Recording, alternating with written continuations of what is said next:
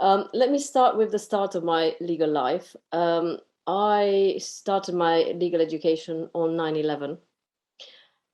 As you know, a pretty important day in the world. But the reason why I'm telling you this is because when I was in the room ready to go and start learning about the law, having studied history as an undergrad, um, I really wanted to be somewhere else, as in I wanted to be in my previous career, which was journalism. It felt like the moment to be what I wanted to escape from. So I started my working life too many years ago to mention, and I went straight into journalism out of high school. The days when you could get a job without requiring well, I don't know, PhD really. If you wanted to be a journalist, you just need to be able to find a story and write it up. And I spent about 10 years being a journalist. My last job before 9/11 time, I was with the Economist Group. So I was quite, content, and I probably had the career that many people trying to write would have dreamt of and envied to some degree. But I had different ideas, and I decided that the city lights were calling me, and I needed to go and train to be a city solicitor. And I trained with Linklaters. And as you can imagine, you couldn't have a bigger contrast between the freedom of journalism, roaming around, meeting lots of people, and really the only thing that mattered was output. Do you have a good story? Are you on time? Are you ahead of the competition?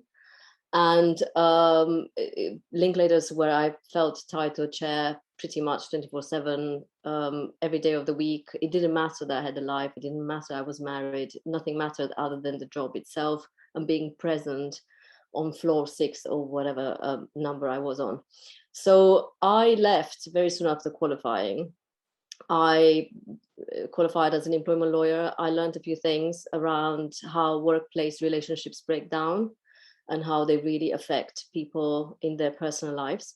So I kind of learned what I felt I could learn, and I decided to strike out by myself and be free again. And I became an entrepreneur. So I set up a business, nothing to do with law. I mean, a little bit to do with law because it was a compliance business specializing in emerging markets. And I entered the world of political risk and writing and actually applying my legal education and my legal knowledge, but to the world that I escaped on 9/11. And I learned about running a business that way. And I found that I wasn't too bad at it. And one day I had this light bulb moment, as we all do when we decide to be entrepreneurs. And that was to re engage a lot of the women that were dropping out of the legal profession and bring them back to deliver flexible and affordable legal support to enterprise clients. The same clients that I had serviced when I was in the city, but that needed to address, I think, the challenge of the post-Lehman Brothers collapse world of increasing regulation, increasing legal work, and not enough people doing it, or not sufficiently affordable to be able to be done. Many of them outsourced to offshore jurisdictions, but I had this idea that we can outsource to people's homes. And that was my, if you like, my value proposition when I came into the market, was to say remote first. What's wrong with where the people are working from? If the environment is secure, if they're able to fit it around their family, if it is flexible, but you're not suffering the consequences of their flexibility, because my business's role is to make it a smooth delivery channel for the work, then what's the problem? And that's really what I started to do with my business. So Obelisk started with 4 lawyers that were desperate to work, and they were all women, and they had had their children, and they felt completely let down by the legal profession because they were forced out. They were forced into a zero-sum game. They couldn't have it both ways. And they were, their brains were perfectly powerful and ready to engage. So we found work for them as a starting point.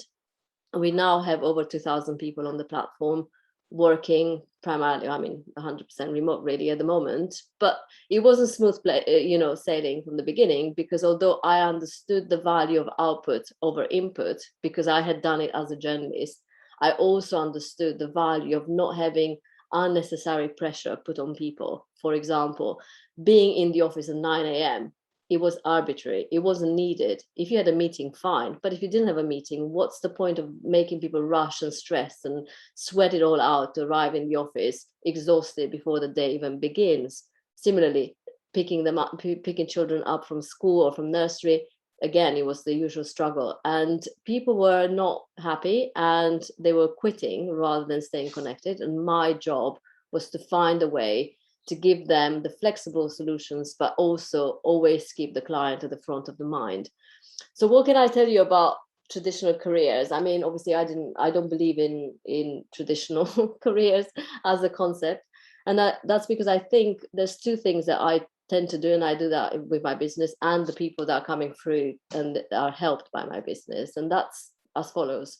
I see careers as a strategic direction. You know, I see it as a series of jobs. So for me, when I set up in journalism, obviously I had every intention of staying in journalism for the long term.